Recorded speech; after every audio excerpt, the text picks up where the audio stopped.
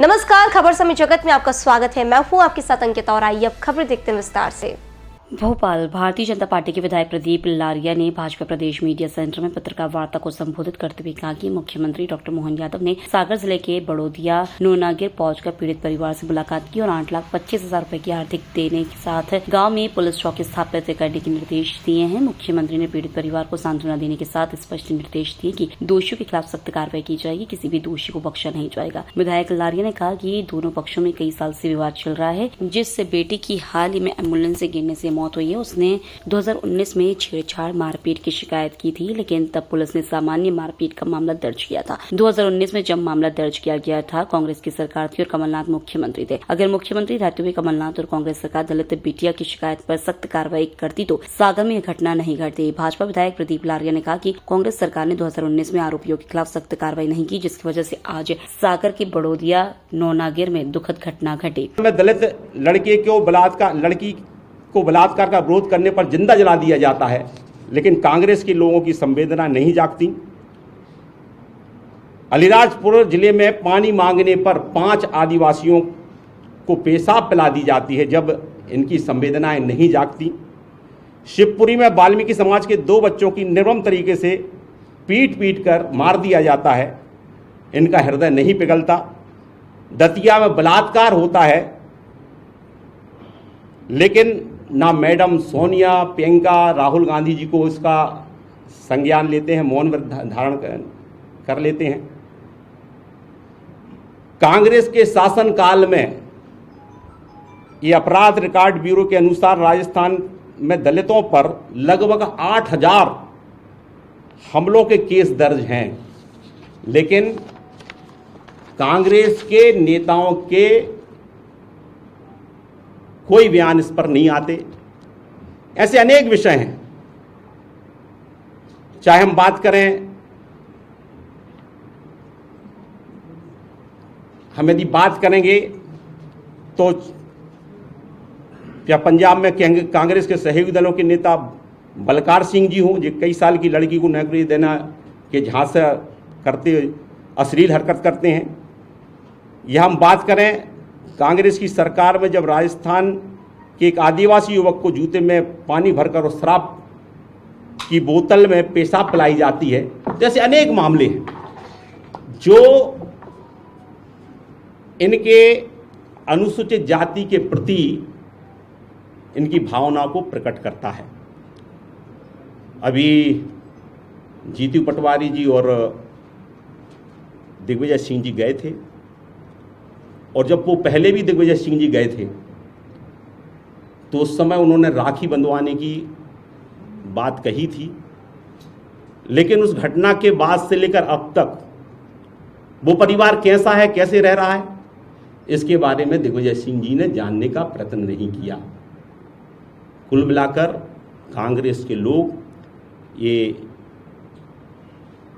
राजनीति रोटियां सेक रहे हैं। मूल में इनको अनुसूचित जाति और अनुसूचित जनजाति से कोई मतलब नहीं है।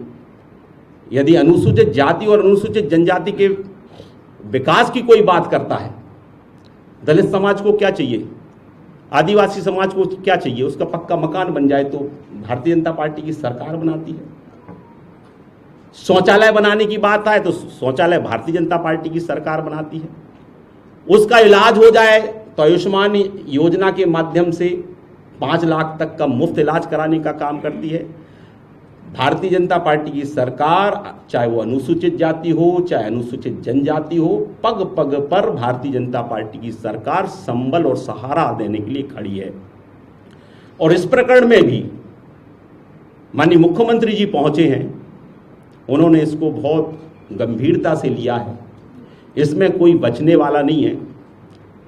यदि मैंने पहले ही कहा कि पहले अपराध क्रमांक 27 2019 में यदि पर्याप्त कार्रवाई हो जाती, जब कमलनाथ जी की सरकार थी, तो ये घटनाक्रम यहाँ तक नहीं बढ़ता।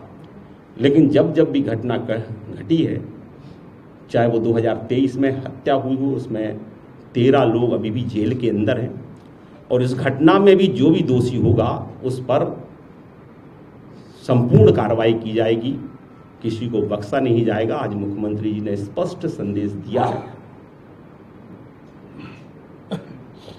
और मैं आपसे यही कहना चाहता हूं कि कांग्रेस की इस नीतियों को आप लोग समझते ही हैं, इस विषय को आप जानते ही हैं, इसलिए मुझे बहुत ज़्यादा नहीं कहना। धन्यवाद। कि बड़ौदिया नैनागढ़ में आप लोग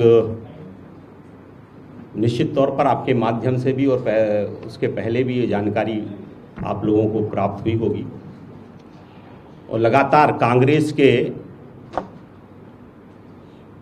चाहे वो दिग्विजय सिंह जी पूर्व मुख्यमंत्री हों या कांग्रेस के प्रदेश अध्यक्ष जी हों, इस विषय को लगातार उठा रहे हैं। और आज इस गंभीर विषय को हमारे माननीय मुख्यमंत्री जी वहां पर पहुंचे। निश्चित तौर पर जब लोकसभा के चुनाव चल रहे हों और माननीय मुख्यमंत्री जी को आज झारखंड के दौरे पर जाना था, लेकिन इस विषय की गंभीरता को उन्होंने अपने चुनावी कार्यक्रम को आगे पीछे कर बड़ौदिया नौनागढ़ पहुंचे और उन्होंने स्पष्ट इस बात को कहा है कि हम पीड़ित परिवार के साथ हैं। और जिस तरह से कांग्रेस के मित्र आरोप लगा रहे हैं,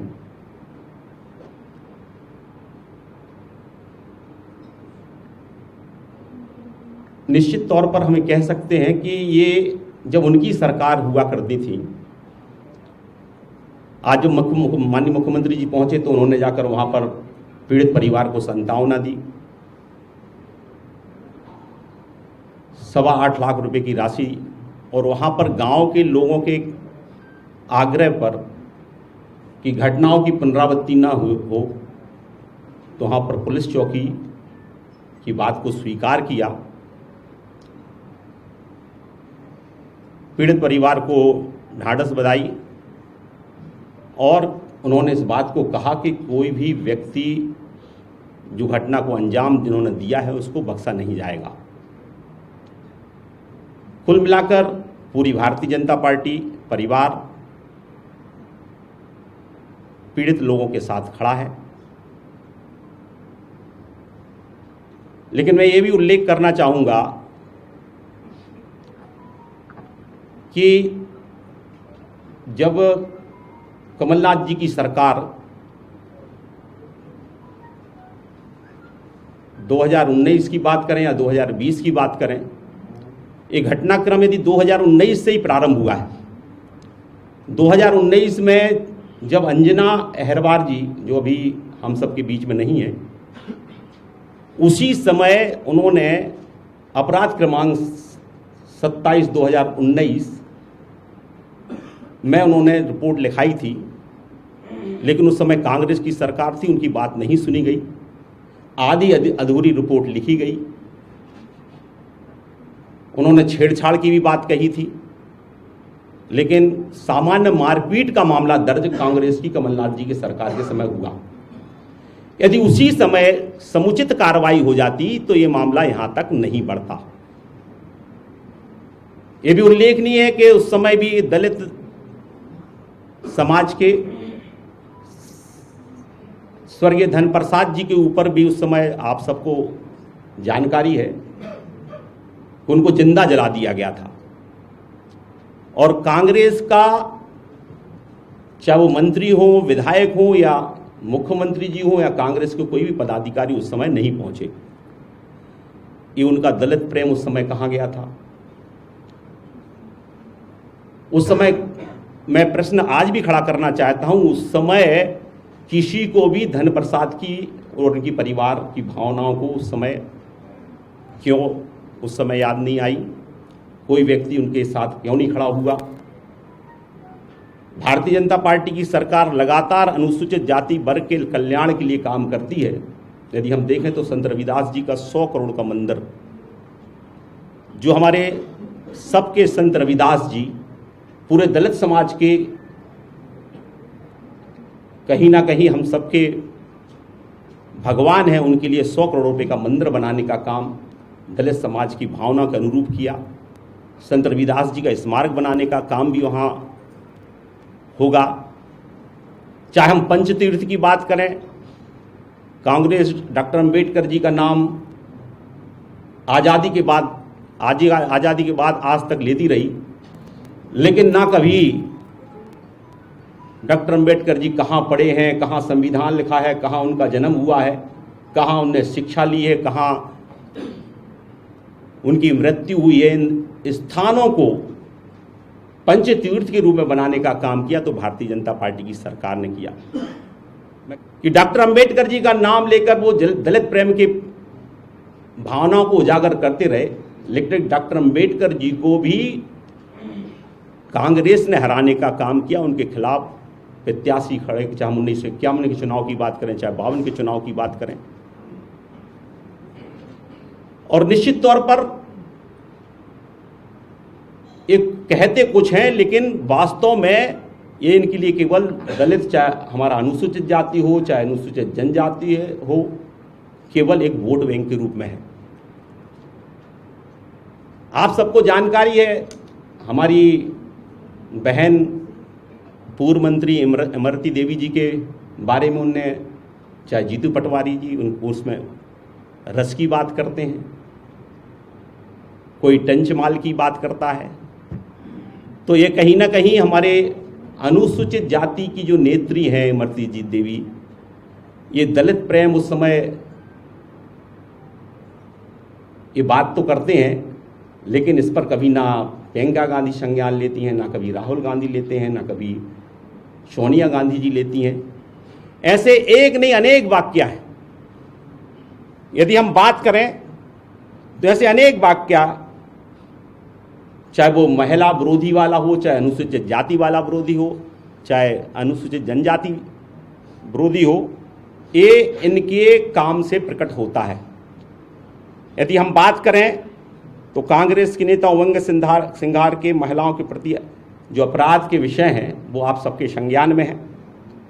कमलनाथ जी के क्षेत्र छिंदवाड़ा में एक जनजातीय वर्ग की बच्ची का अपहरण कर बलात्कार के बाद उसकी हत्या कर दी जाती है, लेकिन कमलनाथ जी की संवेदनाएं नहीं जागती।